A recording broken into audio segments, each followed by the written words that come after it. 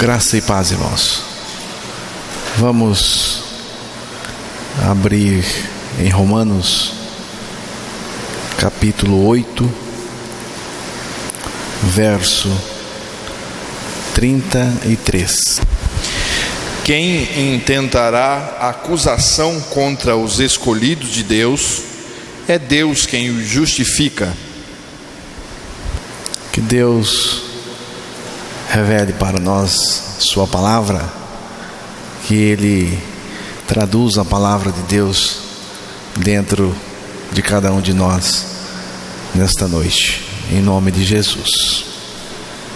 Paulo faz uma pergunta neste texto: quem intentará a acusação contra os eleitos de Deus?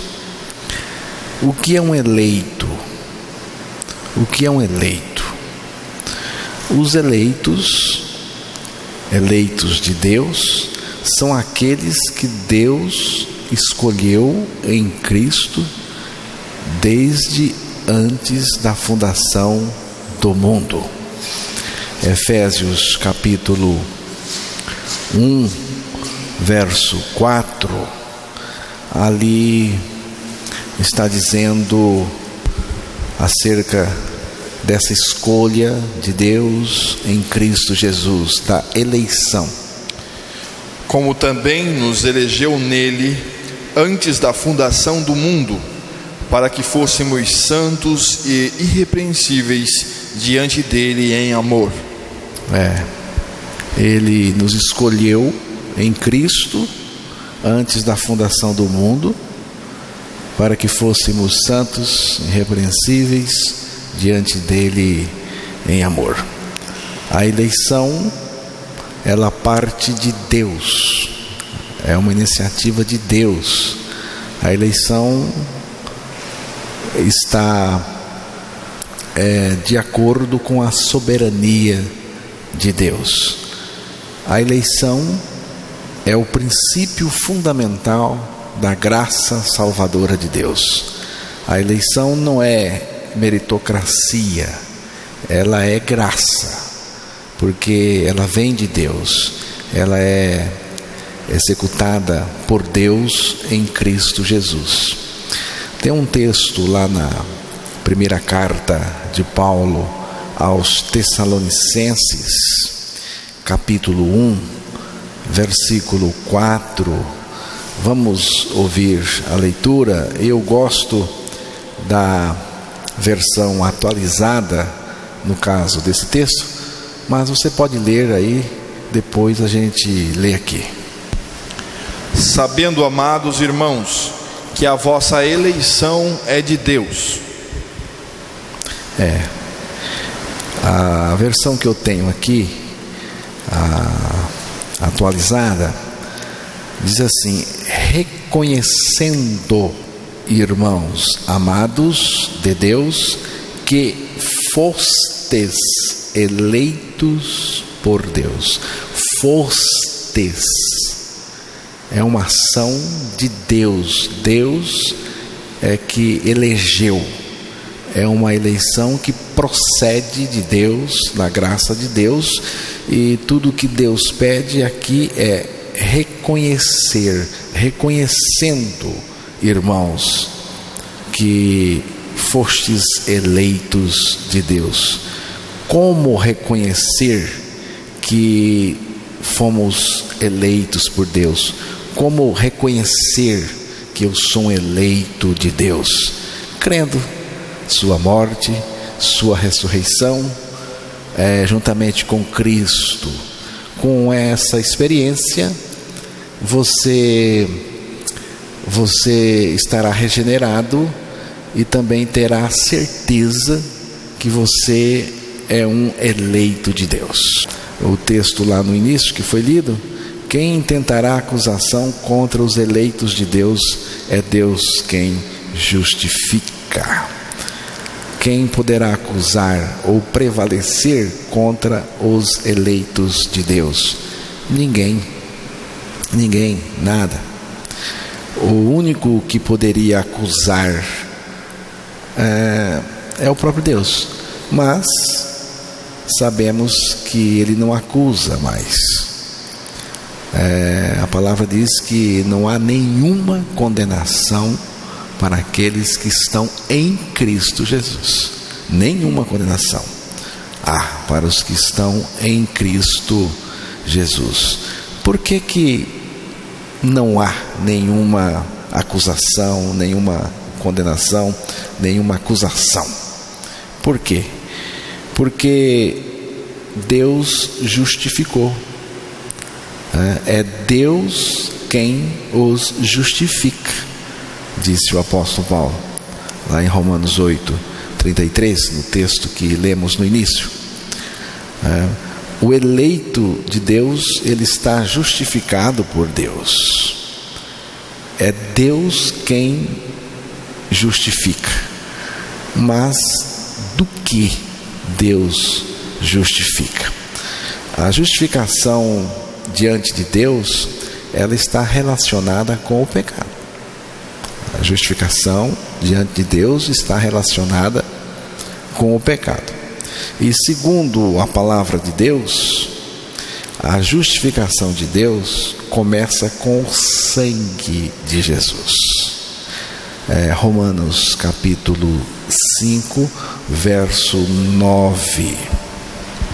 Logo, muito mais agora, tendo sido justificados pelo seu sangue, seremos por ele salvos da ira.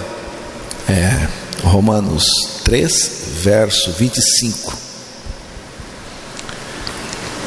Ao qual Deus propôs para a propiciação pela fé no seu sangue, para demonstrar a sua justiça pela remissão dos pecados dantes cometidos sob a paciência de Deus.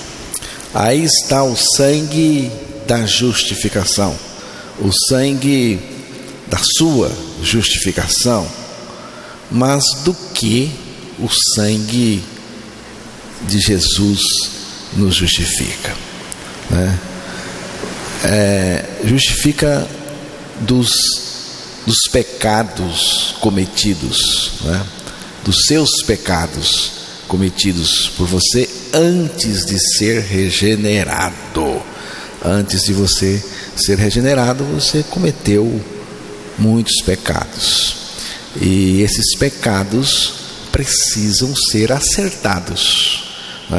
E aqui diz, remissão dos pecados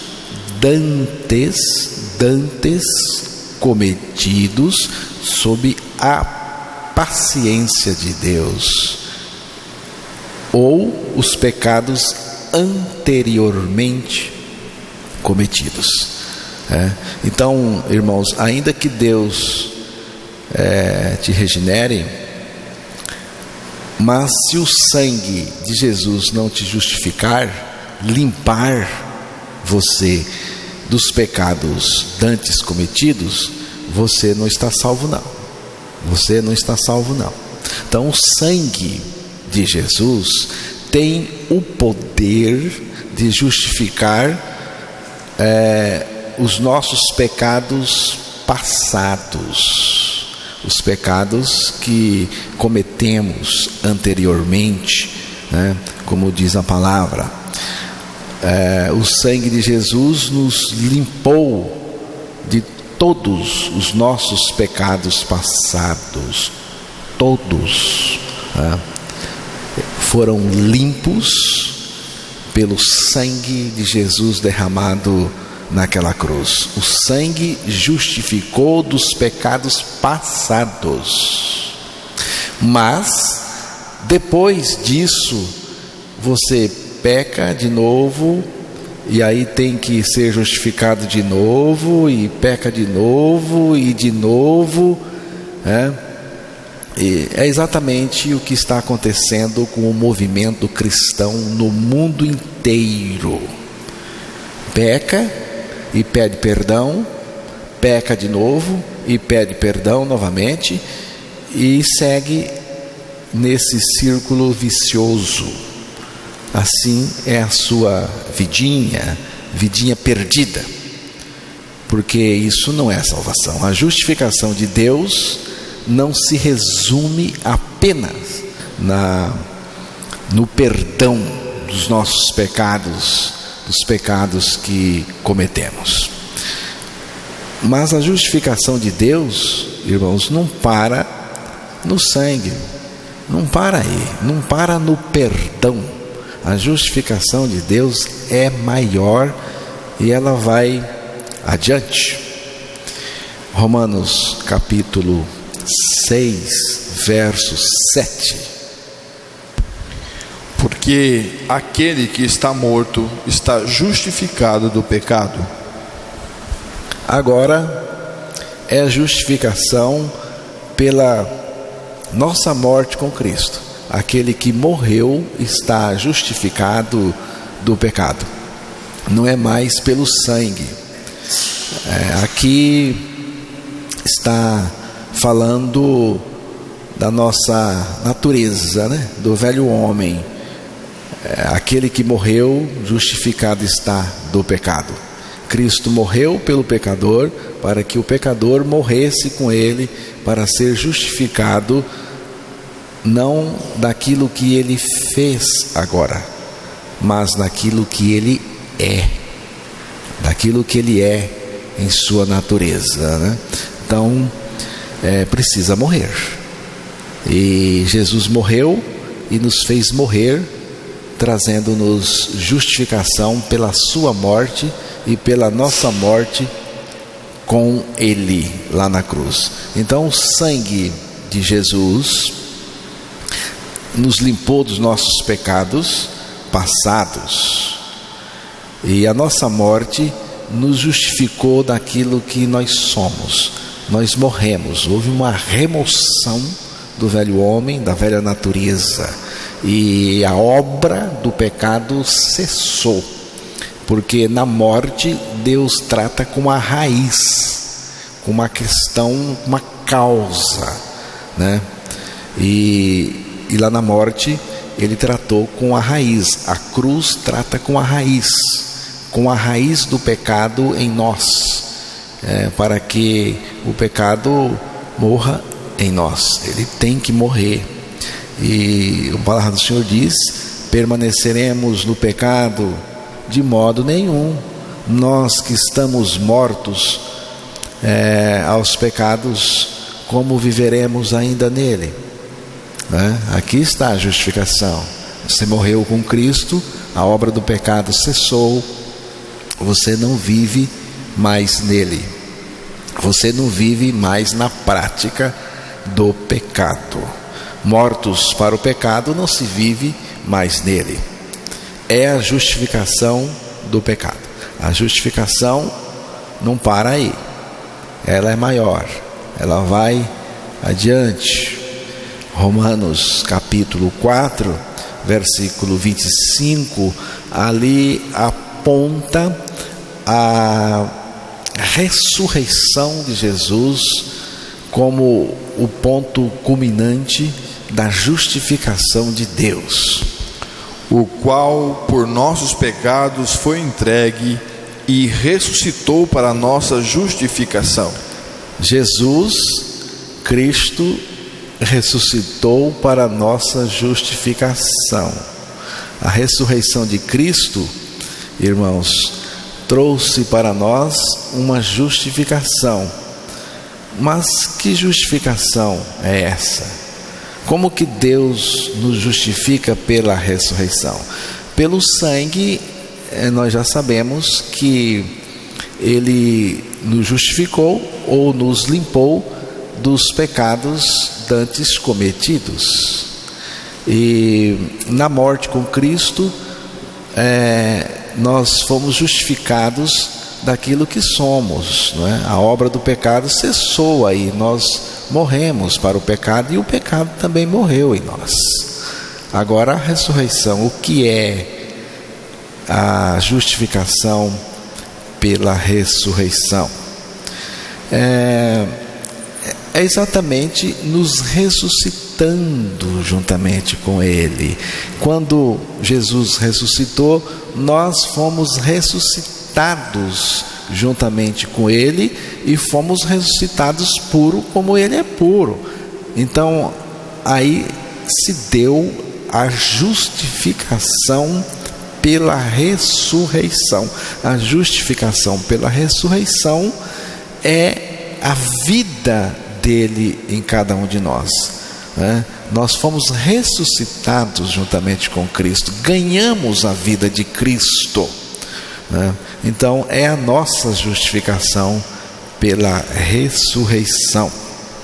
A palavra do Senhor diz: nos deu vida juntamente com Cristo, pela graça sois salvos, e juntamente com Ele nos ressuscitou.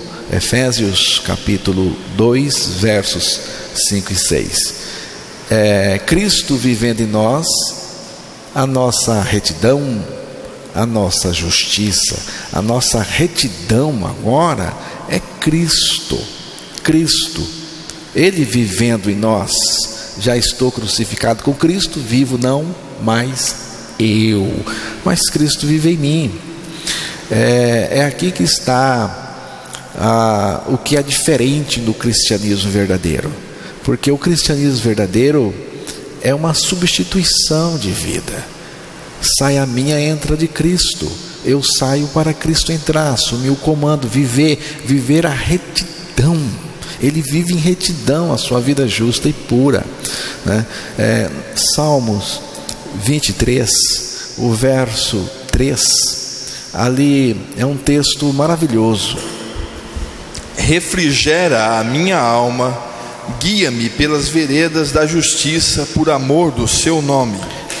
Guia-me pelas veredas da justiça, por amor do seu nome.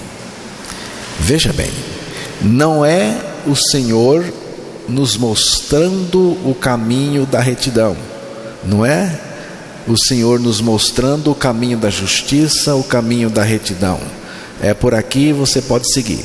Não é Ele nos ensinando a vereda da justiça, não é Ele vivendo em nós a vida de justiça, a vida de retidão. É Cristo vivendo em nós e andando pelas veredas da justiça. Ele em nós, nos guiando pela vereda da justiça.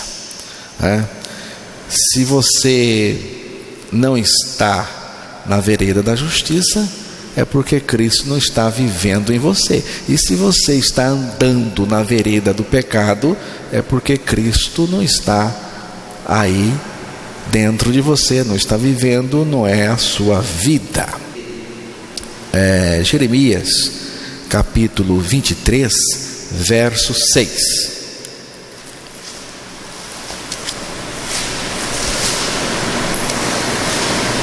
Nos seus dias Judá será salvo, e Israel habitará seguro, e este será o seu nome, com o qual Deus o chamará, o Senhor justiça nossa. O que me interessa agora é o finalzinho do texto, falando de Israel, mas vale para nós também. O Senhor justiça nossa. O Senhor justiça nossa. Veja bem, procure entender a palavra. Aí está dizendo: o Senhor justiça nossa. Ele em mim é a minha justiça e também a minha vida de retidão. A vida cristã é tão somente vida substituída, não mais eu, mas Cristo vive em mim. A vida de Cristo, irmãos, é por natureza justa, santa, pura, amorosa, bondosa, de perdão, perfeita, e é exatamente esse tipo de vida que Jesus vive em nós, que Cristo vive em nós. A vida cristã não é um esforço de tentar melhorar, de ser melhor. Não é um programa de reeducar a alma, a sua cabeça. Não é sua maneira de pensar. É uma substituição de vida, a vida de Cristo no lugar da vida pecadora. O projeto de Deus, irmãos, é nos substituir por Cristo no nosso interior e encher-nos de tudo o que Ele é. Salmo 31, verso 1. Em Ti, Senhor, confio, nunca me deixes confundido, livra-me pela Tua justiça. Em Ti, Senhor, me refugio. Na versão que eu estou usando aqui. Em Ti, Senhor, me refugio. O Senhor é o refúgio, é aquele lugar onde você entra para você refugiar-se. É Cristo, irmãos. Deus nos colocou em Cristo. Então, em Ti, Senhor, me refugio, que eu nunca seja confundido. Salva-me pela Tua justiça. A versão que o irmão leu diz: livra-me pela Tua justiça. Salva-me pela Tua justiça. É preciso que creias nestas verdades da palavra de Deus. O sangue de Jesus te justificou de todos os teus pecados passados. Cristo te atraiu assim na cruz para te fazer morrer com Ele, a fim de te justificar do pecado que opera em você, sua natureza. Cristo te ressuscitou juntamente com Ele, e agora Cristo é a tua vida. Cristo vive no teu interior a vida justa, a vida de retidão. Então, é crer ou não crer, né? Você tem que crer. Se não quiser crer, também não precisa crer, mas vai ficar sem a salvação, porque a palavra do Senhor disse que salva-me pela Tua justiça, né? Então, Jesus, eu te agradeço pela minha justificação em Teu sangue. Eu agradeço, Jesus, pela minha justificação no sangue dele. Eu agradeço também a minha justificação pela minha morte com Cristo. Eu morri lá e fiquei livre do pecado, e agradeço ao Senhor pela vida dele em mim, que é uma vida que se expressa em retidão total.